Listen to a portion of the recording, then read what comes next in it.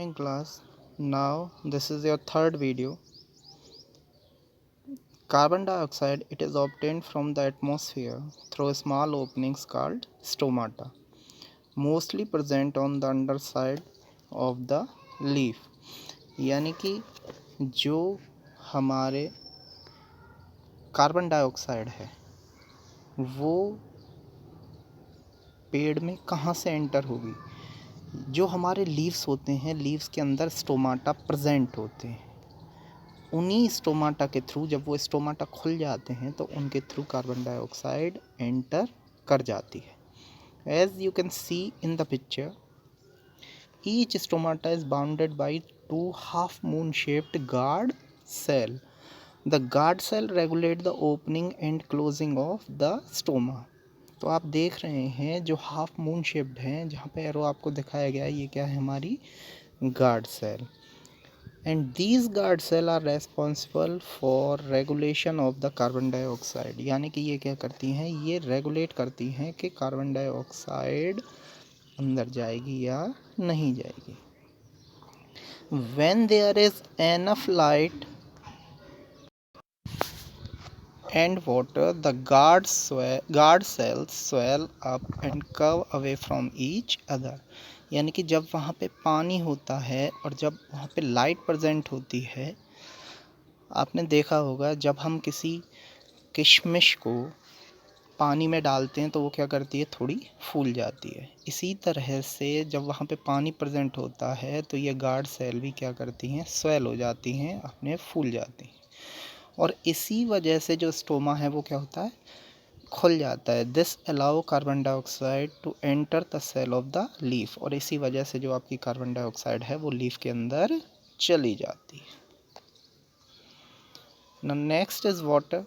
The root system of plant enable them to obtain water from the soil. यानी कि जो जड़ तंत्र है या जड़ें हैं जो पेड़ की, वो क्या करती हैं, वो पानी को सॉइल से एब्जॉर्ब करती हैं, उसको सोखती हैं. The root system consists of a main or the primary root, rootlet or the secondary root and root hair.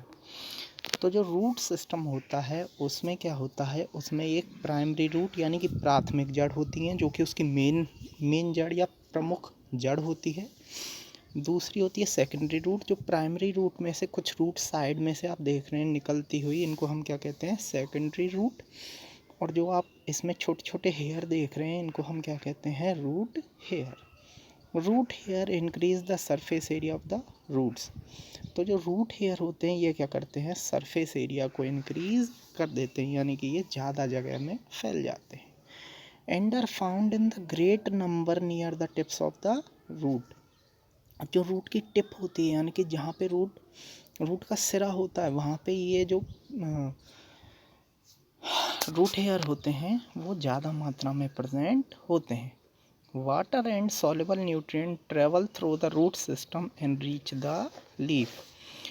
जो पानी होता है और उसमें जो सॉल्युबल न्यूट्रिएंट्स यानी कि जो न्यूट्रिएंट्स घुले हुए होते हैं, वो क्या करते हैं, रूट सिस्टम यानी जड़ तंत्र के द्वारा लीफ तक पहुंच जाते हैं. Water and the soluble nutrients are transported from the roots to other part of the plant through structure called xylem. यानी कि जो वाटर और जो उसके सॉल्युबल न्यूट्रिएंट्स होते हैं वो क्या करते हैं, रूट के अदर पार्ट के थ्रू वो जो पानी है वो कहाँ पे पहुँचा देते हैं, लीफ तक. और ये कौन से टिश्यू के द्वारा होता है, जाइलम टिश्यू के द्वारा. The sugar formed as a result of photosynthesis is transported to the various parts of plant by structure called phloem. और जो शुगर यानी कि जो कार्बोहाइड्रेट सिंथेसिस हुई या फोटोसिंथेसिस में, जो फोटोसिंथेसिस के द्वारा जो शुगर बना है या कार्बोहाइड्रेट बना है, ये किसके थ्रू ट्रांसपोर्ट होता है, फ्लोएम के through.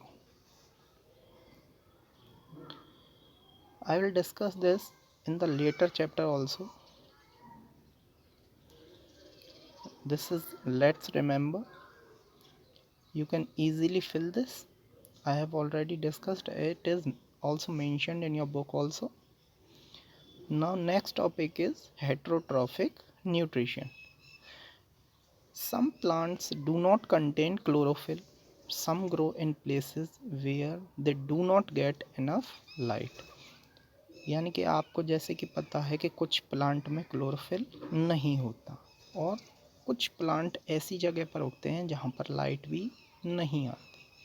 Such plants are not able to carry out photosynthesis and depend on other organisms for nutrition.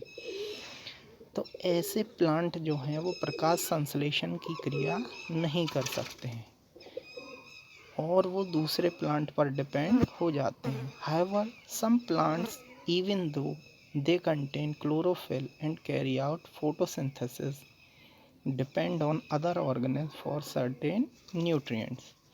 और कुछ प्लांट ऐसे होते हैं जिनमें क्लोरोफिल होता है और वो अपनी फोटोसिंथेसिस भी करते हैं, लेकिन कुछ न्यूट्रिएंट्स के लिए वो दूसरे ऑर्गेनिज्म पर डिपेंड होते हैं.